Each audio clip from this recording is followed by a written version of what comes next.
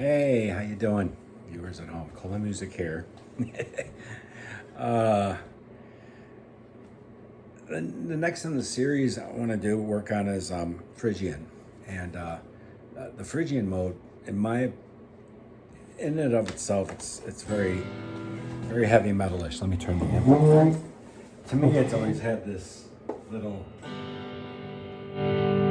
heavy metal sound to it, or tinge to it. It can. Just goofing around with it.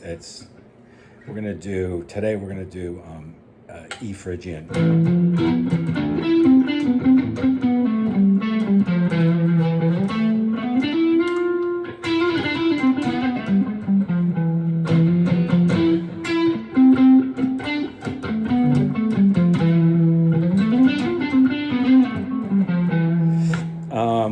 In E, it goes. There's a half step right in the beginning of it.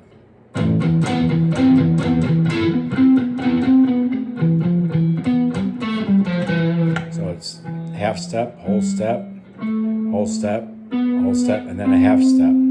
So the first 1 and 2 has a half step. 2 to 3, that's a whole step. 3 to 4, whole step, and then a half step.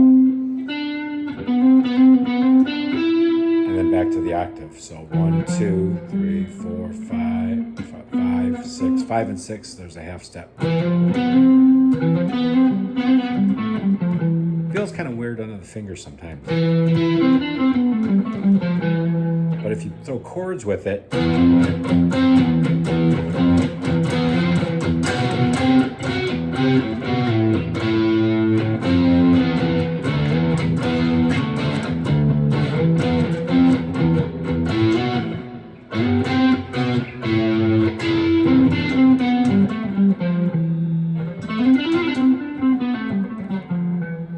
it's got a minor third in there, so it would be classified under a minor, like a minor mode. But in the fingerings that I gave you for the so far, we've gone over the minor, like an A minor, A natural minor, sorry.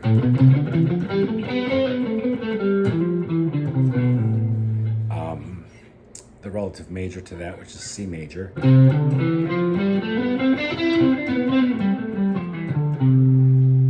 The second degree of C, which is D, which would be D Dorian.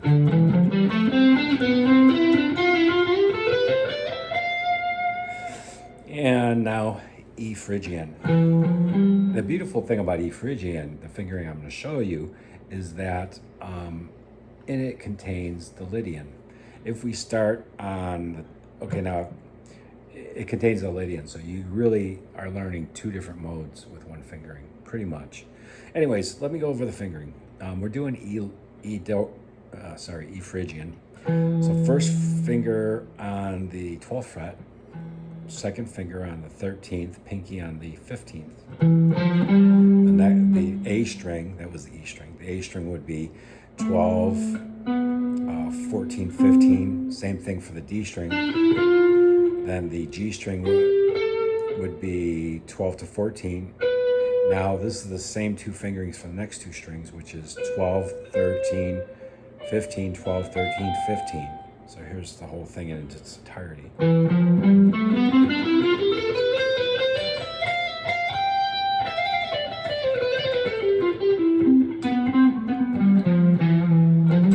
Now, if you were to start that whole fingering on the second degree of that, which would be the 13th fret,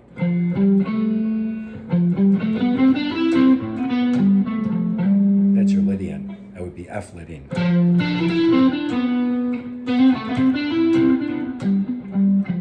That was the one we talked about in 2 videos ago, I think. What Sacha Randy's Flying in the Blue Dream, one of my favorite songs. We use the Lydian, so that would be that right there. So you got 2 for 1 with this fingering.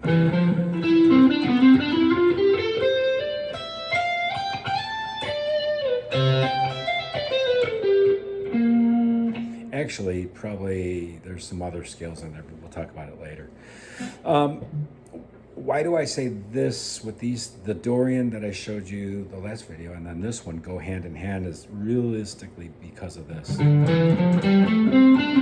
Here's Dorian.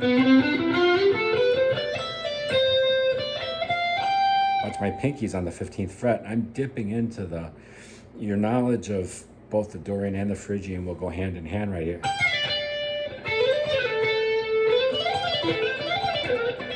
I'm just doing hammer-ons, there's nothing fancy.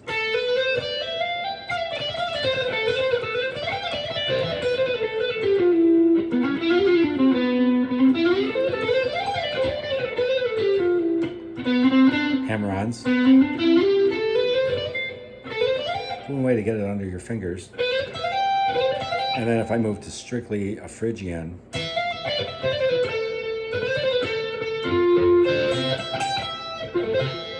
F major 7th is in there.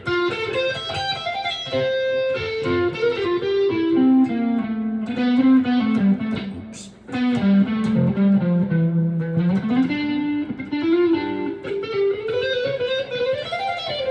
I would play through this.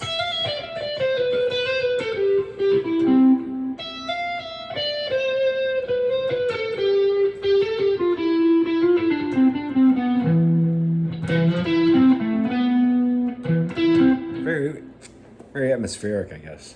So, what to study with it? There is this really cool jam track, and I was going to use it the other week, but I'm going to use it today. It's by Youjam, and they have, this is odd, but 6.9 thousand subscribers. They should have way more, but the video I'm turning you on to, I'll link it in the video, has got like 1 million views. So there's a lot of people jamming to it over and over and over. It's very cool. It's got some cool breaks in there. Just a very cool jam track because it's not too fancy in terms of chordage. There's only a D minor 7 and a G7. So what I'll play, I'm going to show you just conceptually what I'm thinking. It's D Dorian or D minor. So anything with D minor chord, think that as you're playing, like D minor bar chord, see that underneath your fingerings for D minor, so that you could do licks like this. Just a little rake thing. And then you have a G7 chord. If you could think also G9, that's a G9th chord. It's a dominant chord, so you have the 7th of G, and then the 9th of G.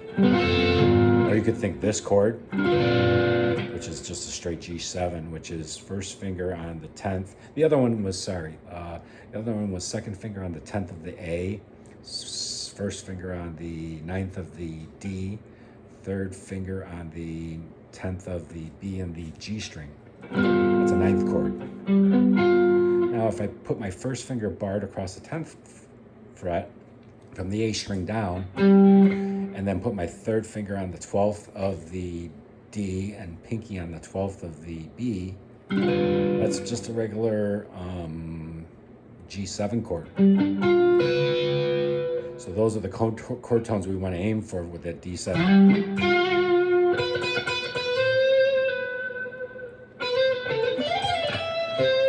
And don't be afraid to spread your fingers out and get that G note off the pinky. G is important because that's one of the chords, to G7. And here's our root notes, D, D, D, and here's our G's, G, G, G, to the 7th. Now, it's a minor, the Dorian, as we talked about the other week, it is a minor scale, so a lot of the pentatonic licks, the classic pentatonic licks, your 70s, I call it, this is just me, I call it the 70s. Everybody from Ted Nugent, Jimi Hendrix, Jimmy Page, Eric Clapton used this, and many, many, many, many, many more. Or the Stairway to Heaven lick.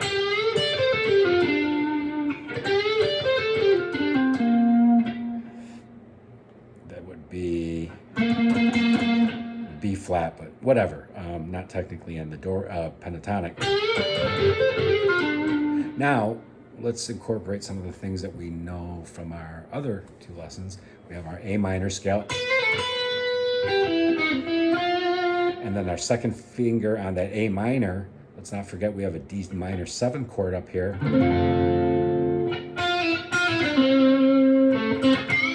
And there's our root note, our D.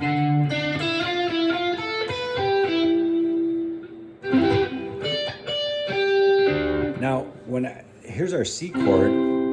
This is our relative for this whole deal. This is our relative C, but a C major 7th. If I throw this note in there, it becomes a G chord. There's our G triad. That's G. And then here's our C. There's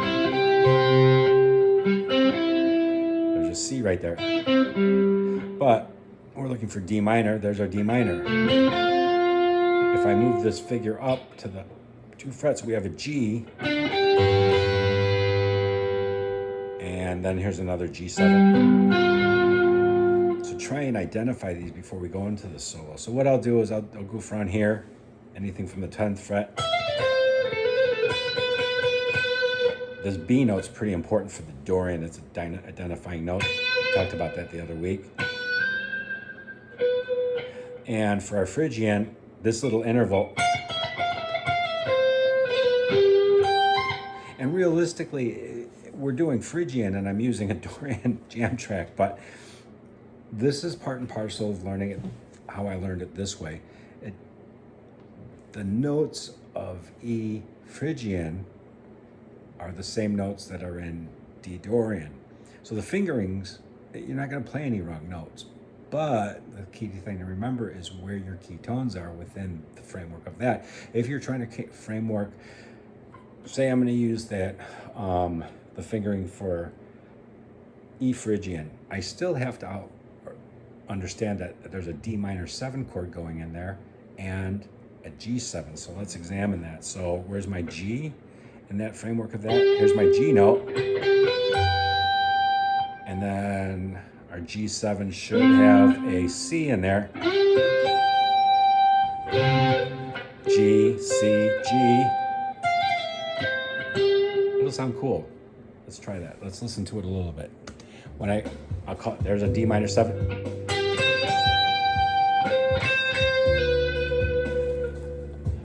What I did was, over that, it was a G7 chord that popped up on the screen.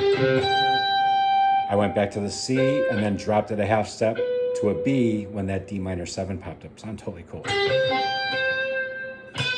As I said, because it's in Dorian, that tone is important. Let's try it again. Here we go.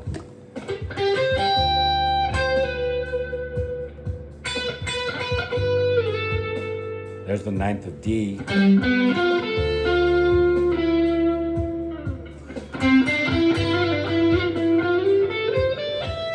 What did I do there? I know that this note,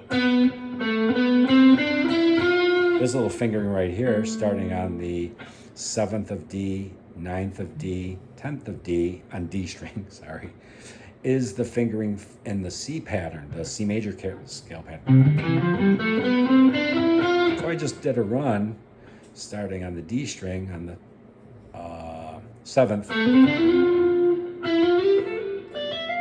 And I'm going to continue it all the way up. So watch this. Same 2 fingerings. Then I'm going to shift to the 10th fret of the B. I'm in Dorian pattern right now. Do the same 2 pattern. I'm going to land on that G. That's going to be my target note. So I'll do this over the D. Hopefully by the time the G chord gets here, I will land on that G note on the 15th fret. Let's try it again.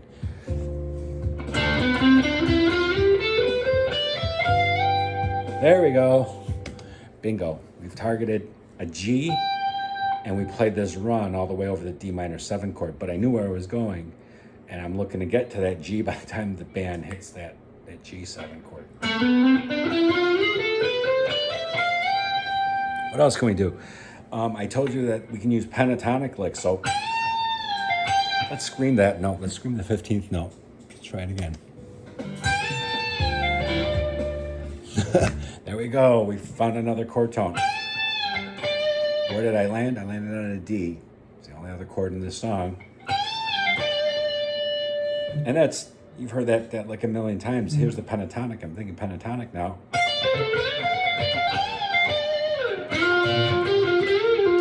There's a D. D, G to a D. We'll do that a few times just to get the hang of it.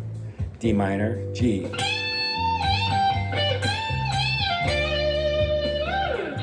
There you go. There's some great licks right there. Anyways, let's concentrate on the pattern for the E Phrygian within all this. Let's see, let's goof around with this.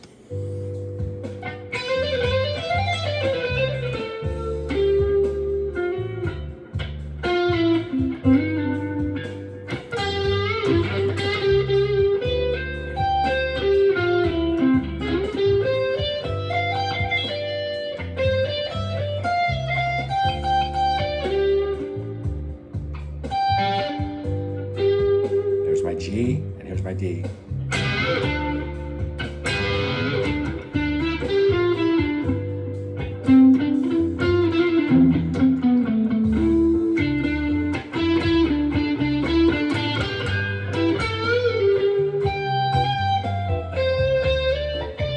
There's a D.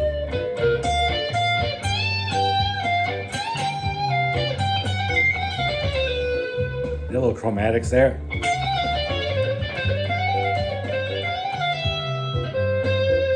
We said how important that C note is to this whole deal. Our C note being the 7th of D.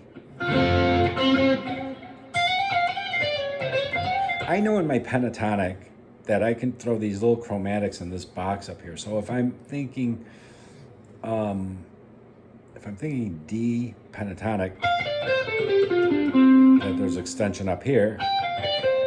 And funny how that works out, that's part and parcel of where the Phrygian is. There's a space here, but on the 13th fret, don't hit it, right? But now with chromatics, I can sit there and play all these 4 notes, and play all these 4 notes. As long as I'm passing through those notes, they're either chromatics or passing tones. So let's go around with that. Here we go.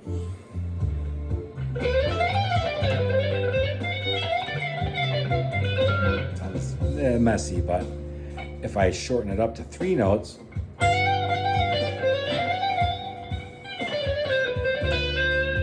then we'll land on that C when that D minor 7 happens.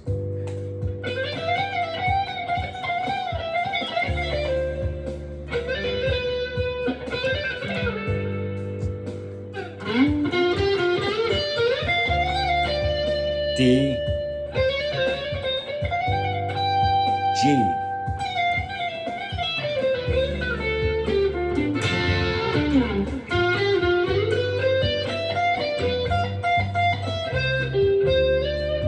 there's a D again.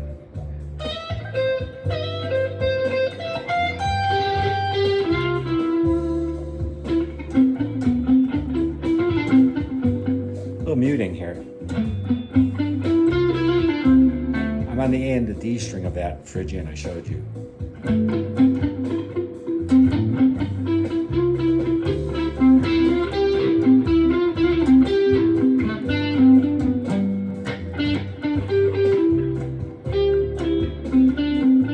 Watch this. Here we go. G, a C arpeggio over a G chord.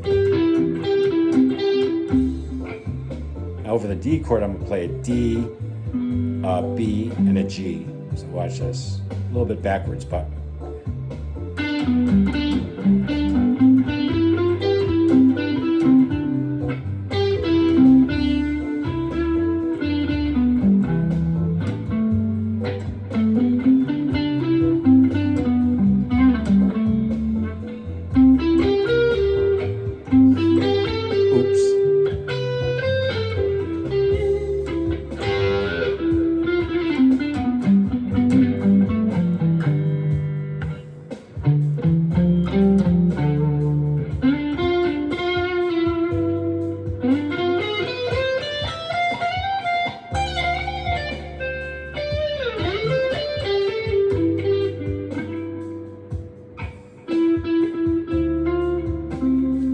Cool stuff.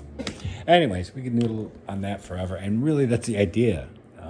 Really, and just starting to practice is try and get your Dorian and your Phrygian patterns that I just gave you, this and the other video, linked up together. So, and just play along with this over and over and over again. Suffice it to say also, I don't think I mentioned it, is that over that G7, we really want to deal with a Mixolydian mode. I think I mentioned this in the other video, so let me show you that, review that again that's in here. So in the Dorian, Mixolydian would be starting on the 10th fret of the A string.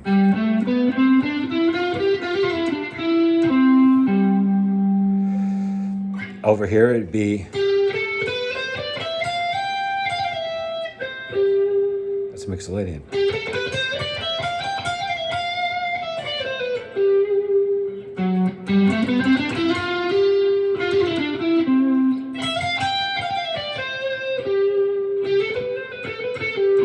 That's really the scale that works over that G7, that Mixolydian.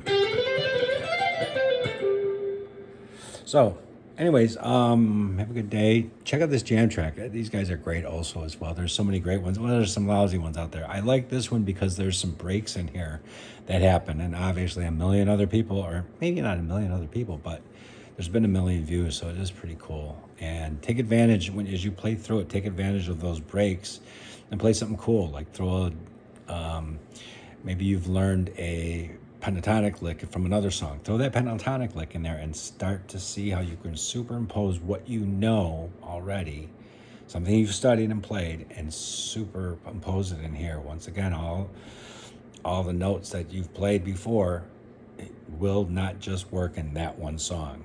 And I teach a lot of songs and a lot of solos, but there's ways to adapt them and make them your own and put them in stuff like this jam track. And this is a good test ground to doing it instead of like being at band practice and trying to experiment or practice there. I don't know if that makes sense. We make all the mistakes that you want just playing along with this, and you'll hear them.